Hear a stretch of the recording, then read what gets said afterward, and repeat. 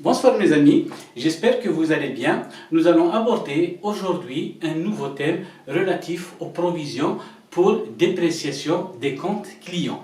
Parfait. Donc, comme nous avons l'habitude de le faire, nous allons l'étudier, bien entendu, à travers un cas pratique. Bien entendu, nous allons commenter, nous allons expliquer, si vous voulez, le déroulement de cette provision. Nous allons, en quelque sorte, enregistrer les écritures ensemble. Et bien entendu, le plus important, c'est de commenter, en quelque sorte, le pourquoi de ces écritures. Mais avant, mes amis, qu'est-ce que nous allons faire? Nous allons, en quelque sorte, d'abord définir, en quelque sorte, les concepts pour que ce soit beaucoup plus compréhensible dans le développement. Donc mes amis, rappelez-vous, c'est en vertu de quel principe nous constatons des provisions, des pertes de valeur, des amortissements, etc. C'est tout simplement en vertu du principe cardinal que l'on appelle le principe de prudence. Et qu'est-ce que la prudence, mes amis? La prudence, elle a été définie par le SCF algérien, notamment dans le glossaire que vous trouverez en annexe, si vous voulez de l'arrêté comptable. Cette prudence-là est définie, mes amis, comme étant la prise en compte d'un degré raisonnable de précaution dans l'exercice des jugements nécessaires dans la préparation des estimations dans des conditions d'incertitude. Qu'est-ce que cela veut dire? Cela veut dire que si vous deviez estimer une situation lorsque vous n'êtes pas certain, en quelque sorte, soit des montants, soit des fins, soit des dénouements des situations, vous avez une situation en quelque sorte optimiste et une situation pessimiste. Mes amis, ce principe de prudence, il vous dit qu'il faut plutôt opter pour, en quelque sorte, l'option pessimiste. Et tout cela, pourquoi, à votre avis? C'est tout simplement pour éviter de surestimer les produits et les actifs et de sous-estimer, si vous voulez, mes amis, les charges, en quelque sorte, et les dettes, c'est-à-dire les passifs. Donc, souvenez-vous, le principe de prudence est un principe cardinal. C'est en vertu de ce principe que l'on comptabilise, si vous voulez, notamment ces provisions pour éviter également de transférer un risque de perte qui est né au cours de cette année sur des années à venir, ce qui nous renvoie, mes amis, également au principe de rattachement des exercices et au principe d'indépendance des exercices. Pour ne pas, si vous voulez, aller plus loin dans ce développement, même si le concept est intéressant en soi-même, mais nous allons en quelque sorte aborder directement le cas pratique pour aller plus vite si vous le souhaitez. Mes amis, voilà le compte, plutôt voilà en quelque sorte le cas que nous allons étudier ensemble, bien entendu. On vous dit, au 31 décembre 2014, la société Epsilon a constaté un risque de non-paiement de 30% d'une créance en TTC de 1170 dinars.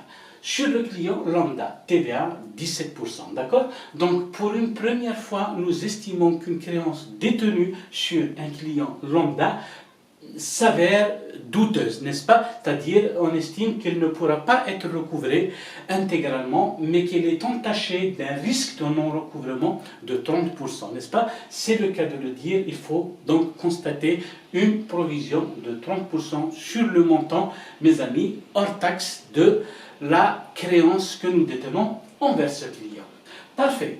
Maintenant, au 31/12 de l'année 2015, la société Epsilon, c'est-à-dire la société créancière, estime que le risque de non-recouvrement ou bien de non-paiement de la créance est porté à 50%, c'est-à-dire que la provision constatée l'année d'avant est relativement faible, c'est-à-dire qu'il faut l'augmenter, d'accord? Donc vous voyez ici, premièrement, c'est une introduction, secondo, en quelque sorte, c'est un suivi, n'est-ce pas? C'est un développement de la situation, et enfin, mes amis, au 31 décembre de l'année 2016, le client lambda règle 250 dinars pour solde de tout compte. Qu'est-ce que vous comprendrez par là? Solde de tout compte, mes amis, cela veut dire que le reste sera considéré définitivement irrécouvrable, c'est-à-dire qu'on ne peut estimer recouvrer au-delà de la somme qui a été réglée, si vous voulez, au 31 décembre de l'année 2016. Qu'est-ce qu'on nous demande, mes amis? de présenter les écritures nécessaires au journal, n'est-ce pas? Donc nous avons donné un petit peu le parfum, ça vous raconte, plutôt ça vous rappelle un petit peu, n'est-ce pas, un peu le développement d'un conte, n'est-ce pas, d'une histoire, d'un texte narratif. N'est-ce pas? Nous avons d'abord une introduction, donc on plante le décor, on présente la situation, puis on suit le développement. Là, si vous voulez, c'est un petit peu comme s'il y avait une problématique, il y a un nœud, n'est-ce pas? Et enfin, il y a la chute. Et la chute, c'est quoi? Si vous voulez, c'est la fin du conte, c'est la fin de l'histoire, en quelque sorte. C'est le dénouement, n'est-ce pas? Donc on peut estimer à peu près la même chose, n'est-ce pas? On peut faire une analogie avec tout simplement un conte narratif pour faciliter les choses. Parfait. Donc mes amis, suivant cette méthode, suivant cette analogie, nous allons tout simplement appeler le premier cadran, le premier volet, si vous voulez, qui sera consacré aux écritures comptables, comme étant, si vous voulez, introduction ou bien création. Introduction, c'est-à-dire il s'agit de créer la provision, n'est-ce pas? On peut mettre, si vous voulez, entre parenthèses, la création, d'accord? Donc mes amis, il y a une écriture très importante que l'on doit constater immédiatement, n'est-ce pas? C'est la création du compte client douteux. Et ce compte, c'est bien entendu 416, n'est-ce pas? Qui sera débité en quelque sorte pour le montant TTC, suivez bien, 1170, n'est-ce pas? 1170 par tout simplement le crédit du compte client, c'est-à-dire créance ordinaire pour le même montant, n'est-ce pas? Et puis, la phase qui viendra juste après, c'est la constatation du montant de la provision. Ce qu'il y a de plus important à retenir, mes amis, c'est que les provisions doivent toujours être constatées pour leur montant hors taxe, n'est-ce pas? On va constater, en quelque sorte, le poste client douteux pour le montant TTC, c'est tout à fait normal parce qu'il viendra solder un compte créance saine, si vous voulez, qui est lui-même en TTC, mais la provision doit toujours être constatée, mes amis, en hors taxe. Qu'est-ce que cela veut dire? Le montant, mes amis, de la créance en hors taxe, c'est 1170 que l'on divise 1,17, n'est-ce pas? Souvenez-vous de la méthode. Pour revenir du montant TTC vers le montant hors taxe, il faut toujours diviser le montant TTC par 1 plus le taux. Vous avez 1170 divisé par 1,17, tout simplement vous avez 1000, n'est-ce pas? Et 1000 fois 30%, mes amis, ça nous donne tout simplement 300. Et bien entendu, ici le compte approprié, c'est dotation aux provisions, si vous voulez, et perte de valeur pour 300. Et le compte de contrepartie, c'est la perte de valeur de la créance que nous avons envers le client que l'on va enregistrer tout simplement au crédit pour 300. Est-ce que vous êtes d'accord jusque-là, mes amis? Nous n'avons absolument rien fait. Phase numéro 2. Donc ici, c'est le nœud, en quelque sorte, c'est le développement de la situation. Si vous voulez, nous avons engagé, il est certain que nous avons engagé, si vous voulez, une action en justice en vue de recouvrer le montant de notre créance que nous avons à l'encontre, si vous voulez, du client lambda. Mais au 31 décembre de l'année qui suit, c'est-à-dire au 31 décembre de l'année 2015, n'est-ce pas, le dossier est toujours entre les mains de la justice, nous n'avons encore rien recouvré. D'accord? Donc qu'est-ce que nous allons faire? Nous allons réestimer en quelque sorte le montant de la provision que nous avons constaté au cours de l'année d'avant. Et bien entendu, si vous voulez, nos avocats, nos agents commerciaux en quelque sorte, bien entendu, et si vous voulez, tout ce monde-là qui peut travailler sur l'estimation des valeurs, n'est-ce pas? Ils ont estimé que le montant de la provision constatée au 31/12 de l'année d'avant est faible. Celui-ci doit être réestimé à 50%. Donc, qu'est-ce qu'on fait, mes amis? On va tout simplement augmenter le montant de la provision de la différence. 50% au 31/12/2015 moins 30% au 31/12/2014. Donc, nous avons 20%, tout simplement. Donc, on va dire, si vous voulez, ajustement ou bien suivi, n'est-ce pas? Donc, au titre, si vous voulez, du développement, n'est-ce pas, du développement, je veux revenir à l'histoire du compte, n'est-ce pas? Le compte C-O-N-T-E pour la première fois et non pas compte MPTE. Ok mes amis? Donc développement, si vous voulez, on va écrire entre parenthèses, on va l'appeler, si vous voulez, suivi, ou encore, si vous le voulez bien, ajustement. Donc mes amis, toujours selon la même démarche que ici, qu'est-ce que nous allons faire? Nous allons débiter le 685 pour, bien entendu, le montant, ici c'est 500, nous avons déjà comptabilisé 300, donc il suffit de rajouter ici 200. Et le même contrepartie, 491 pour 200. Parfait.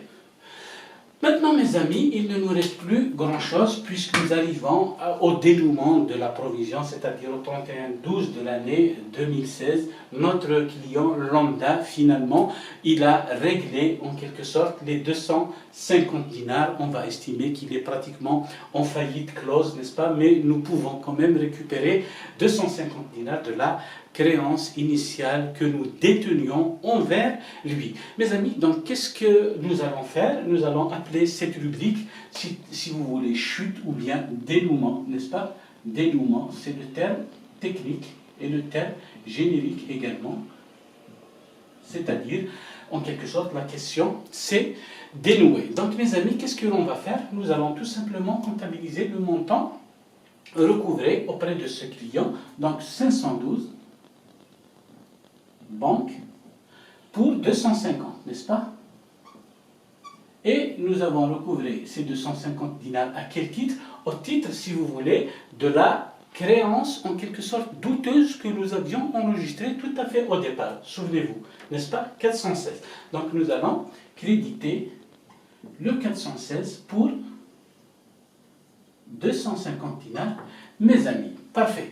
Donc, qu'est-ce qu'elle est, si vous voulez, la phase suivante que l'on va enregistrer en quelque sorte, si vous voulez, c'est la constatation de la créance définitivement irrécouvrable. Parfait. Donc, si vous voulez, le reste, on va l'appeler créance irrécouvrable, n'est-ce pas? Et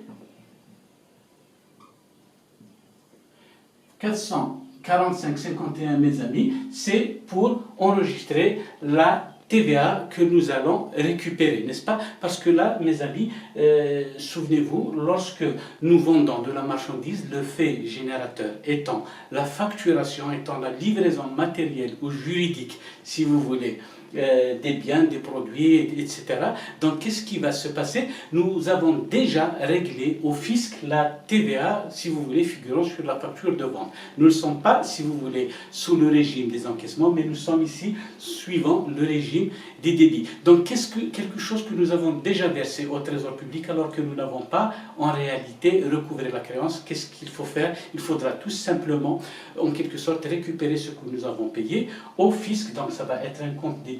Nous allons voir, si vous voulez, le développement dans un instant. Et puis, mes amis, la moindre des choses, c'est que le 416 restant, n'est-ce pas, va être tout simplement, en quelque sorte, crédité. Nous avons débité, mes amis, le 416 pour 1170, n'est-ce pas? Nous l'avons crédité ici pour 250. Donc la différence, mes amis, c'est 1170 moins 250, ça va nous donner tout simplement 920, n'est-ce pas? On va commencer par mettre 920 pour le solde, en quelque sorte, du compte créance douteuse. Maintenant, mes amis, le 654, en quelque sorte, va être le hors-taxe de ce 920 dinars, de ce montant de 920 dinars. Tout simplement, mes amis, si on essaie de ramener 920 dinars divisé par 1,17, nous allons obtenir un montant de 786,32. 786,32. 786,32. Et bien entendu, la différence entre 920 et 786,32, mes amis, ça va représenter le montant de la TVA que nous allons pouvoir récupérer en quelque sorte pour non-paiement de notre créance. Je vous renvoie, mes amis, à l'article 18 du Code des TCA. Et, mes amis, quel est le montant, si vous voulez, approprié? C'est 133,68.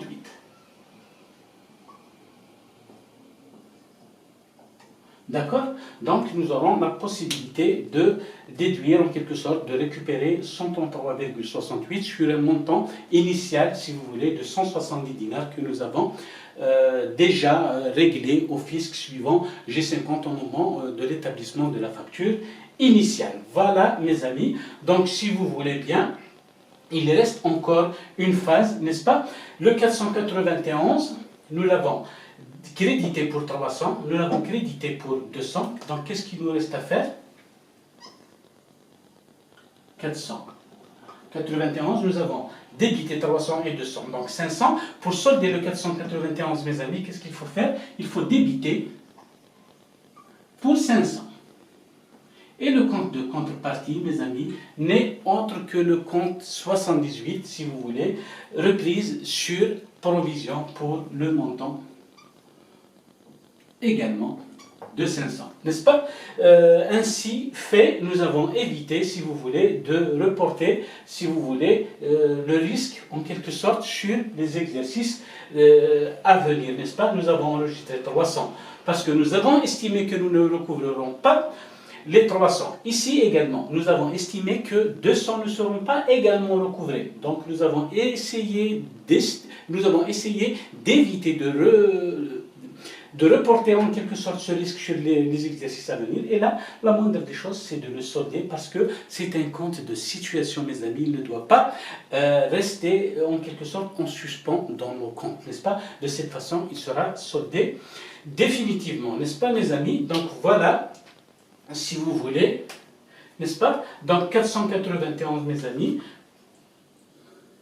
491 et 491, ça a été soldé. Donc, si vous voulez, suivez avec moi, en quelque sorte, 685, 500, et un compte de produit, si vous voulez, produit, charge et charge. Donc, ça va être, en quelque sorte, soldé également. Ce n'est pas tout à fait soldé parce que ce sont des comptes, si vous voulez, de gestion. Ils sont soldés à la fin de l'année qui est clôturée. Mais néanmoins, nous avons un équilibre, n'est-ce pas, mes amis? Donc, le 411, nous l'avons débité en le créditant. Il est soldé, si vous voulez. Le 416, si vous voulez, c'est la même chose.